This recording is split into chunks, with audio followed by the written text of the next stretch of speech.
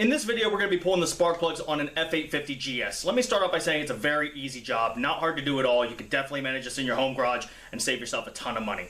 That being said, there are going to be a couple specialty tools you're going to need. The links are in the description down below on where you can purchase those, along with the rest of the tools needed to do this job. Now, please just watch the whole video. It's only about 15 minutes long. If you watch the whole thing, all your questions will be answered. I go into every step involved here, and I even go into how to disconnect each individual electrical connector. Each one's always a little bit different. You don't want to break tabs. That can be a lot of heartache. So I cover all that in all my videos.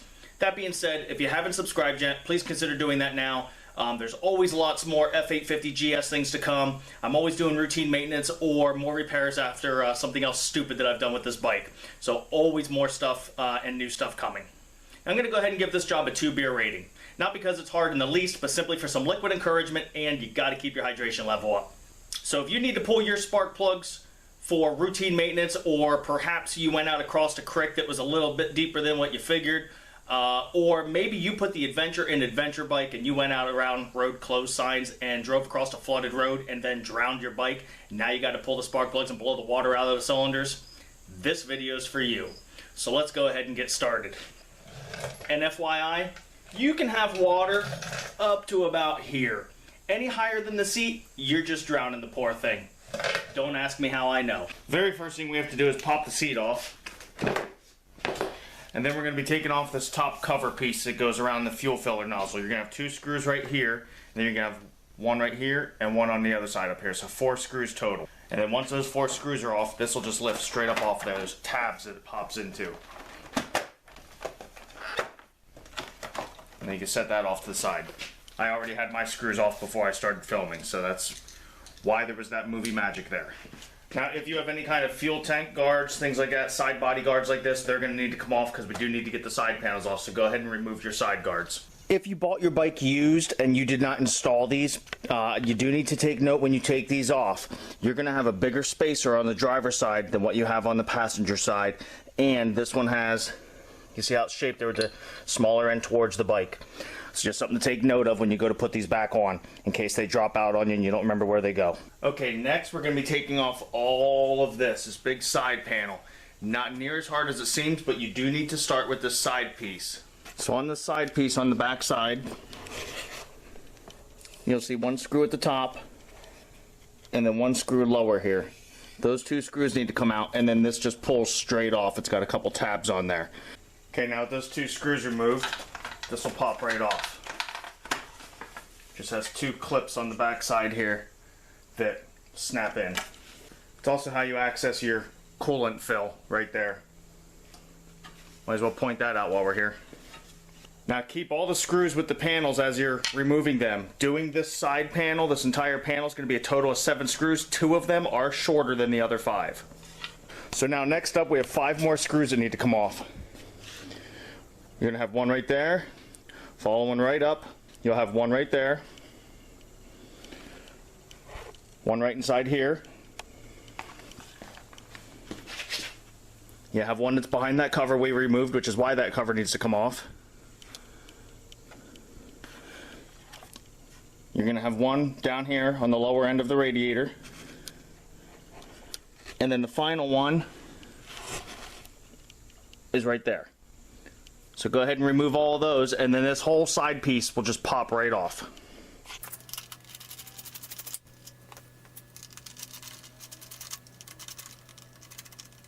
There's one of your short ones right here at the fuel filler.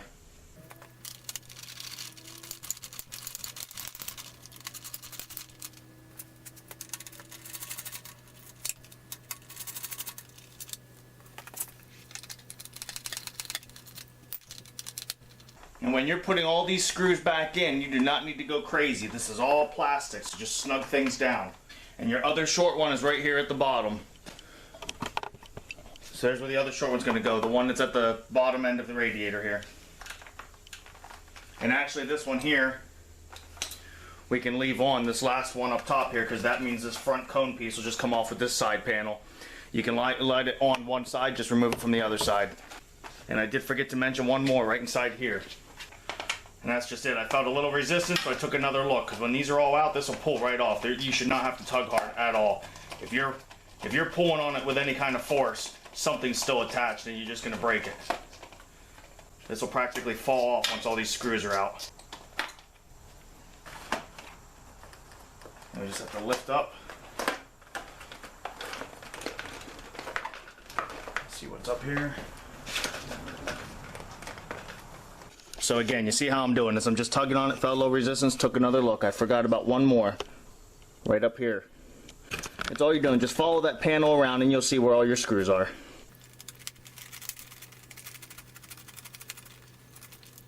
And that's another short one. So that's where your two short ones are going to go. The one bottom here at the radiator, that one way up on top that attaches to up here by the headlight, and then the one at the fuel filler door. All the others are the same length.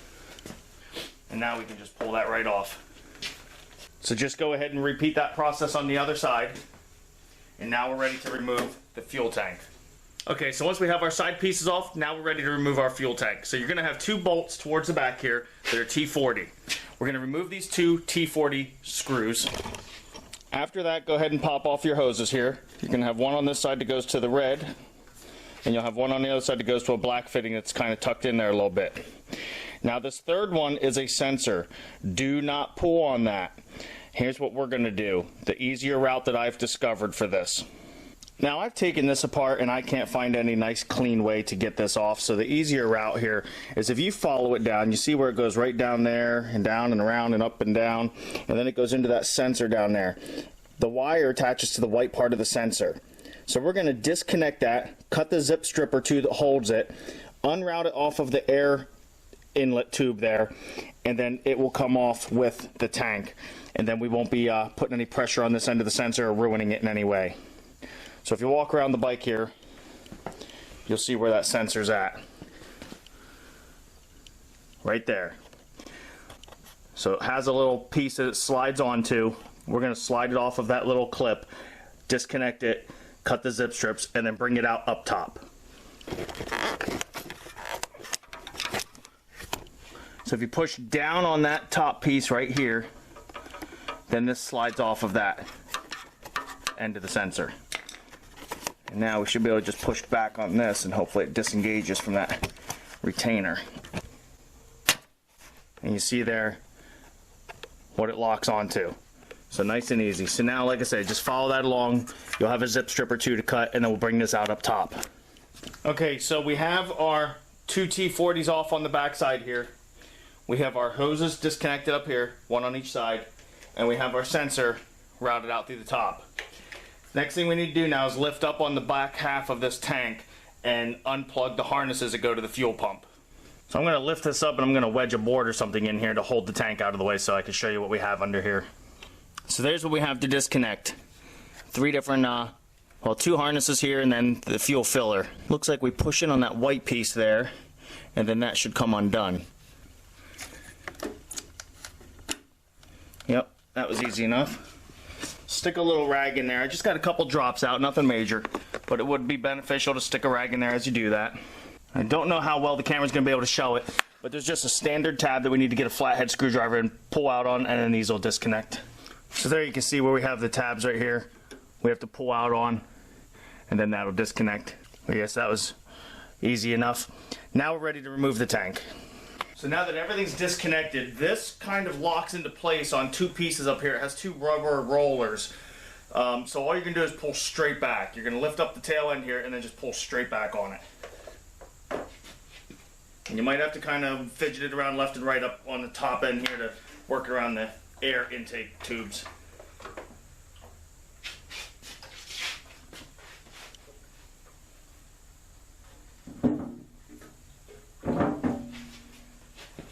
And so here you see your rubber pieces that it rolls into and locks into.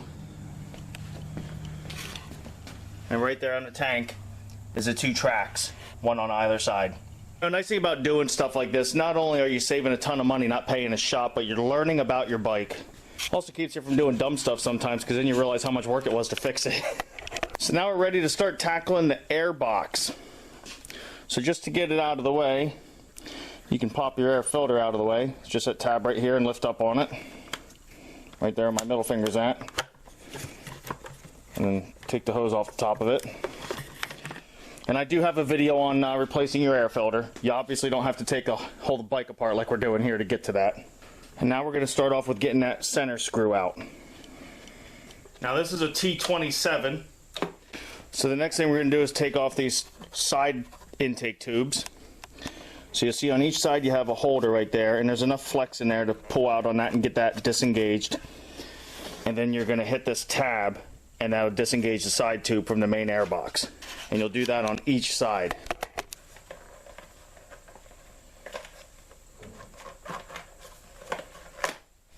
And then we can set that off to the side. Okay, working our way right around. Now we're going to disconnect the sensor on the driver's side. If you look up in there, you'll see the sensor right there. You're just going to push on the back part of it, and then it'll pull straight out. So right on the very end, here's where I'm going to push and then pull out on it. Just like that. So now the only thing we have left is these two big tubes right here, a tube right there, and then there's another one that goes into the side that is hard to see. It's this one right here. You have to get in there and disconnect that. Okay, to get the side one off, I'm going to turn the camera like this. And looking at the connector in this orientation, you see it has a tab on the left and right. We are going to squeeze on the top and bottom, which will then push those sides out, and that's how you will unlock that and pull it straight out. There you go. So now you can see, now that's out, you see what I mean there. Squeezing just like that on the top and bottom, it'll pop right off. And now you can see the milky residue left over from all the water I sucked up into my intake. So next up, we'll tackle this little one in front. That's easy enough. We can pry this right up off of there. That one's a piece of cake. It's these two over here that are a little bit more difficult. Now I can't find a clean way to pop them off of the plastic box or remove these without breaking those hoses and then having to reinstall hose clamps, which would be fine, I guess. But we don't even need to mess with this. We can pry back on this air box and pop it right off and get to our spark plug. So let me show you that from the other side. So all you're going to do is pull back on the air box. Now shift it a little to the left because you are going to have that tube down here, that little fitting on the side here where that tube connected. We don't want to break that. Just push the air box a bit to the left. You'll work that out around the frame, and you can pull right back on this.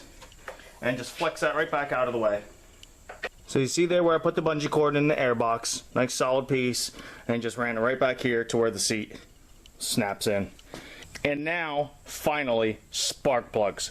But don't celebrate yet. There's a special tool. So to get the harnesses off here is easy enough. You're going to slide back on these gray pieces. You're going to press down on them, and then it might take a hand on each side. You're going to pop this straight off.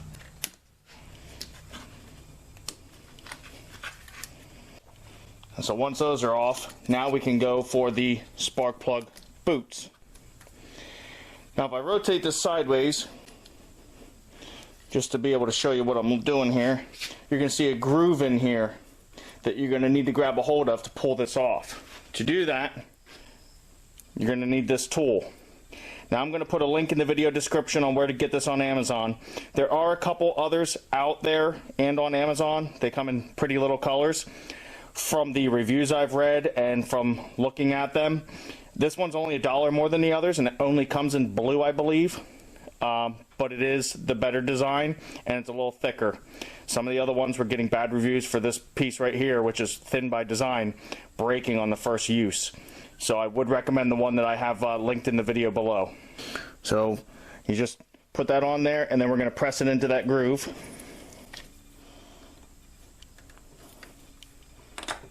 It'll lock on there, and now we can just pull straight up on it.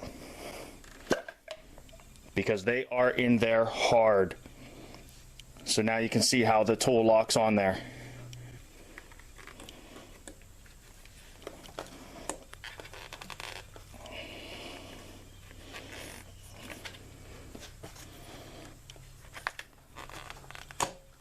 Just make sure you have that all the way on there. If that's not all the way on, you might break it. So make sure you have it all the way locked in there like that. And just pop it right off. And now we're at the spark plugs, and you're all excited. But don't stop yet. There's one more special tool. It's a BMW. Did you think anything less would happen? Now, not totally special, but you do need a 14mm 12-point spark plug socket. And again, the link will be in the description down below on where to get this.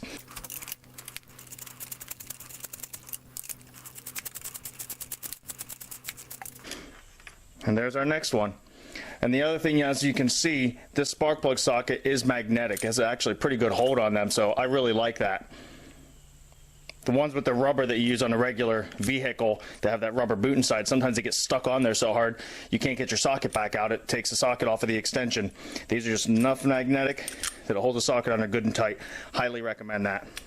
And that's all there is to it. We're finally spark plugs out on our BMW 850GS. So I really hope you enjoyed this video. Please hit it with a like and subscribe if you haven't already. Always more BMW 850GS stuff to come. Thanks for watching.